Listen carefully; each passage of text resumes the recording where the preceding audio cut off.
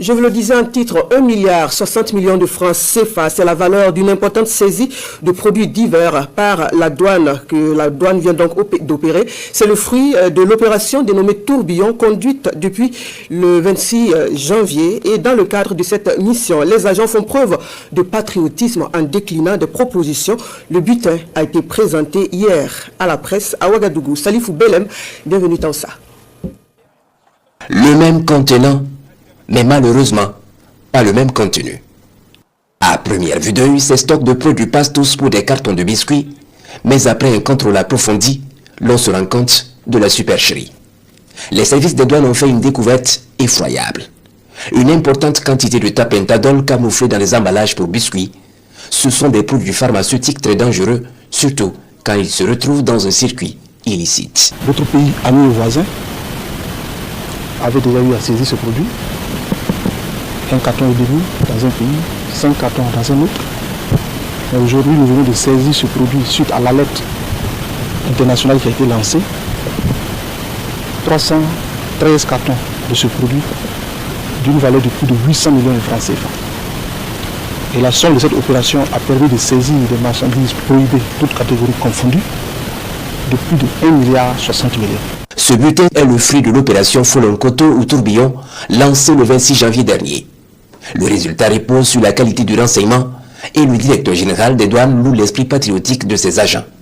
Les contrebandiers ont tenté d'acheter leur conscience pour laisser couler la marchandise. Ils ont dit niet face à des propositions indécentes allant jusqu'à 100 millions de francs CFA. 100 millions de francs CFA ont été proposés aux agents sur le terrain. Je pense qu'ils ont internalisé aujourd'hui que nous sommes dans une révolution progressiste et populaire. Nous ne sommes pas nombreux à pouvoir résister face à ça, à cette proposition. Je mets un point d'honneur sur cette question parce qu'ils ont fait preuve de patriotisme que je tiens à saluer. Nous avons vu des médicaments qui ont été conditionnés, s'il vous plaît, dans des sacs de biscuits. Il s'agit d'un double crime, à mon avis.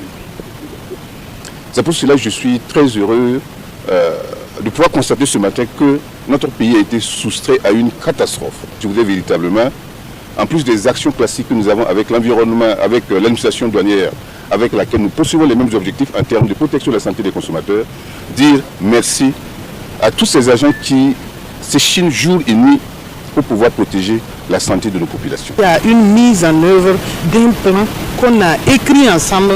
Donc c'est un plan intitulé Plan stratégique national 2025-2029 de lutte contre les produits de santé de qualité inférieure ou falsifiés.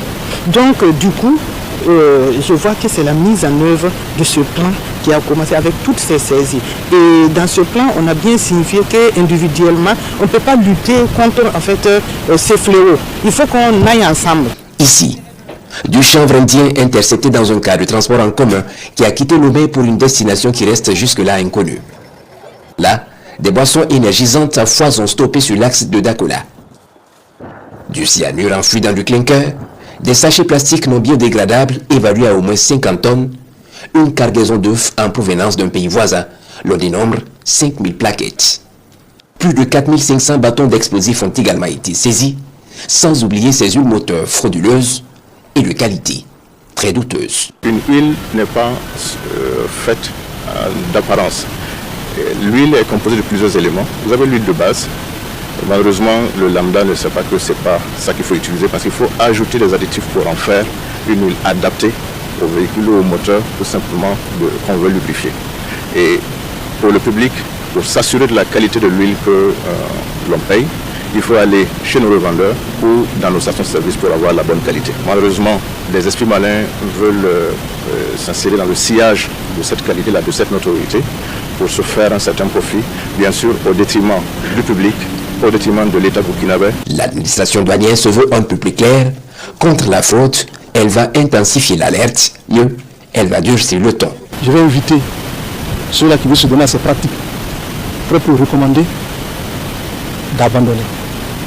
Parce que dorénavant, les moyens de transport seront confisqués au profit de l'État. La population est invitée à coopérer avec la douane pour court-circuiter davantage les fraudeurs et pour le directeur général Yves Kafando, cela passe notamment par la dénonciation.